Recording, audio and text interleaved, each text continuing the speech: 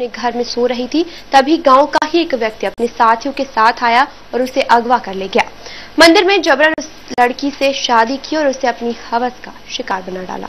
मामला पन्ना जिले से 70 किलोमीटर दूर सिमरिया थाना क्षेत्र के नादन गांव का है, जहां गांव के रहने वाले मथुरा प्रसाद ने थाने में अपनी नाबालिग लड़की के बलात्कार की रिपोर्ट दर्ज कराई है।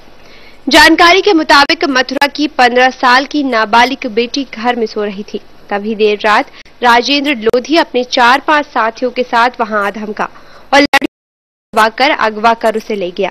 इसके बाद उसने लड़की से मंदिर में शादी की और मासूम बच्ची को अपनी हवस का शिकार बना डाला।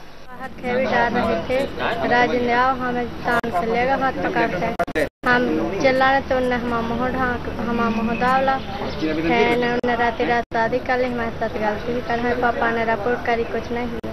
कहाँ रिपोर्ट की थी? चौकी में की थी, थाने में की थी। कौन सी चौकी? चौकी। मनमर्जी करने के बाद उसने पीड़ित किशोरी को किसी से कुछ न बताने के लिए उसके पिता को जान से मारने की धमकी दी। इस दौरान राजेंद्र का हर जुल्म वो सहती रही। उधर मथुरा प्रसाद ने अपनी बेटी के अपहरण की रिपोर्ट थाने में दर्ज करवा दी थी, लेकिन पुलिस ने मामले को गंभीरता से नहीं लिया। बाद में पुलिस ने किशोरी को बरामद कर एसडीएम कोर्ट में पेश किया, जहां किशोरी को मां बाप के सुपुर्द कर दिया गया है। अचरज की बात तो ये है कि पुलिस ने बलात्कार और अपहरण का मामला दर्ज ही नहीं किया है, लिहाजा सब फरार है। पीड़ित परिवार ने मामले की शिकायत कलेक्टर से की है।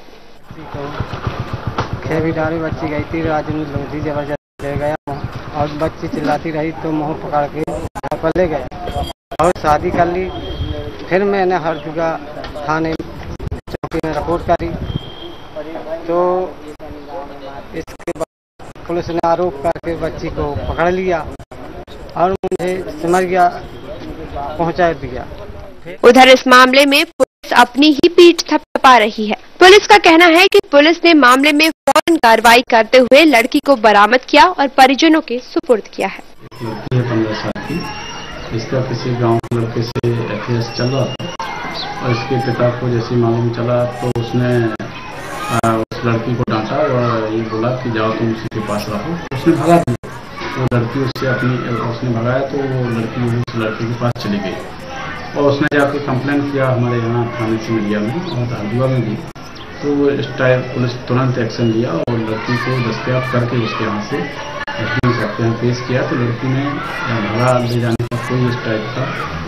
बहरहाल वरिष्ठ पुलिस और प्रशासनिक अधिकारियों से गुहार लगाने के अलावा पीड़ित परिवार ने जिले के प्रभारी मंत्री को भी आपबीती सुनाई थी, लेकिन इसके बाद भी ये परिवार अब तक इंसाफ के लिए भटक रहा है। टीवी 24 पन्ना। और यहाँ रुकेंगे एक छोटे से ब्रेक के लिए। ब्रेक के बाद भी खबरों का सिलसिला यूं ही जारी रहेगा।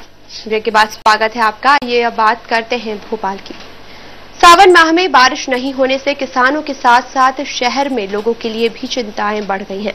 एक बार जलस्तर बढ़ने के बाद गुरुवार को मामूली गिरावट दर्ज की गई। हालांकि कोलार में रोजाना 2 सेंटीमीटर पानी का इजाफा हो रहा है। भरे सावन में अगर आप सूखे रह जाएं तो आपको कैसा लगेगा? भोपाल की बड़ी झील के साथ भी यही हो रहा है।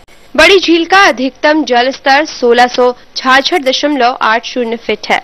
बीते हफ्ते सीहोर जिले में हुई बारिश के कारण बड़ी झील में 2.5 फुट पानी का इजाफा हो गया था। तब तालाब का जलस्तर 1657 फीट पहुंच गया था। हालांकि वो जलस्तर पिछले वर्ष की उस अवधि के तुलना में ज्यादा था। पिछले वर्ष 2 अगस्त को बड़ी झील का जलस्तर मात्र 1645.20 फीट था। इस वर्ष 2 अगस्त के बाद बड़ी झील के जलस्तर में लगातार सुधार देखा जा रहा था। बीते मंगलवार को झील का जलस्तर 1657.30 फीट तक पहुंच गया था, लेकिन उसके एक दिन बाद जलस्तर के गिरने का सिलसिला शुरू हो गया। गुरुवार को बड़ी झील का जलस्तर गिरकर 1657.25 फीट पर पहुंच गया। वहीं दूसरी तरफ कोलार डैम में रोजाना 2 सेंटीमीटर पानी पहुंच रहा है। वर्तमान में वहां का जलस्तर 447.79 मीटर है। राजधानी वासी झील का जलस्तर बढ़ने के इंतजार में है, ताकि झील में वो बड़े क्रूज पर बैठकर सैर सपाटा करने का मजा ले सके। टीवी 24 भोपाल। सरकार ने नागरिकों के हाथ भले ही सूचना के अधिकार का झुंझुना पकड़ा दिया हो, लेकिन जमीनी हकीकत यह है कि जानकारी मांगने वाला आवेदक ही झुंझुना बन जाता है। गुना में जब सूचना के अधिकार के तहत एक शख्स ने खाद्यान्न वितरण की जानकारी चाही तो उसके पसीने आ गए, जबकि एक्ट के तहत चाही गई जानकारी 30 दिनों के भीतर मिलनी चाहिए। सूचना का अधिकार कानून क्या बना, हर आम नागरिक को लगा अब प्रशासनिक कसावट के लिए उसके हाथ में भी हथियार आ गया है। लेकिन उसका गुमान तब टूटा जब अधिनियम के तहत चाही गई जानकारी देने में अधिकारियों का रूखा रवैया सामने आया। गुना में भी एक शख्स के साथ यही हुआ। उसने खाद्य विभाग से जय अम्बे प्राथमिक महिला उपभोक्ता भंडार नामक शासकीय उचित मूल्य दुकान के खाद्यान्न वितरण और सभी के राशन कार्डों की जानकारी मांगी थी, लेकिन उसे जानकारी देने में संबंधित विभाग टालमटोल कर रहा है। सूचना के अधिकार अधिनियम के तहत मैंने खाद्य आपूर्ति विभाग गुना में एक आवेदन लगाया था, जिसमें वार्ड क्रमांक 4 जय अम्बे प्राथमिक महिला भंडार की जानकारी मांगी। तो खाद्य अधिकारी ने इस पूरे पड़ने को ढाते हुए लोक सूचना अधिकारी उप पंजीयक सहकारी संस्थाएं DRM को बता दिया, DR को कि वो लोक सूचना अधिकारी है। पत्र को वहां अंतरित कर दिया। वहां जब पत्र गया तो DR कहते हैं उप पंजीयक सहकारी संस्थाएं कि हम सिर्फ मात्र संस्था का ऑडिट करते हैं और संस्था का रजिस्ट्रेशन करते हैं। बाकी खाद्यान्न का वितरण, खाद्यान्न रजिस्टर का वितरण जो रजिस्टर पे दर्ज होता है वो सब खाद्य विभाग की जिम्मेदारी है। अब इस मामले में खाद्य अधिकारी की दलील भी सुनिए। उनका कहना है कि भंडारों के लिए लोक सूचना अधिकारी नहीं है, इसकी जिम्मेदारी उप पंजीयक सहकारी संस्थाएं हैं, जबकि उप पंजीयक ने जिम्मेदारी को खाद्य विभाग पर थोपते हुए उन्हें ही इसका जिम्मेदार बताया है। उनका कहना है कि विभाग केवल सहकारी संस्थाओं का पंजीयन करता है। संस्था के सालाना ऑडिट के अलावा दूसरे काम आपूर्ति विभाग के हैं। इस संबंध में जो स्पष्ट सूचना अधिकार के सूचना के अधिकार में स्पष्ट कोई जानकारी नहीं होने से राज्य सूचना आयोग का एक फैसला हुआ था। उसके अंतर्गत राज्य सूचना आयोग ने जिला पंजीयक DR को सूचना अधिकारी इस संबंध में माना गया है। तो भंडारों के संबंध में जो भी जानकारी देने का अधिकार है या सूचना का अधिकार है तो उसका दायित्व उसके लिए सूचना अधिकारी जो है वो DR रहेंगे। इन संस्थाओं का जो अधिनियम में प्रावधान है उसके तहत हम कार्रवाई करते हैं। ये संस्थाएं सूचना।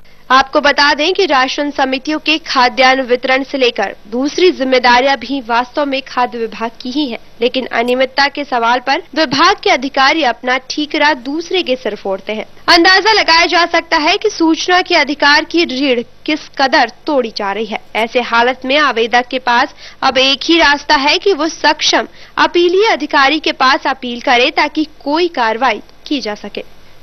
TV24 गुना। इस बुलेटिन में फिलहाल इतना ही, लेकिन जाते जाते आप सभी देशवासियों को स्वतंत्रता दिवस की हार्दिक शुभकामनाएं।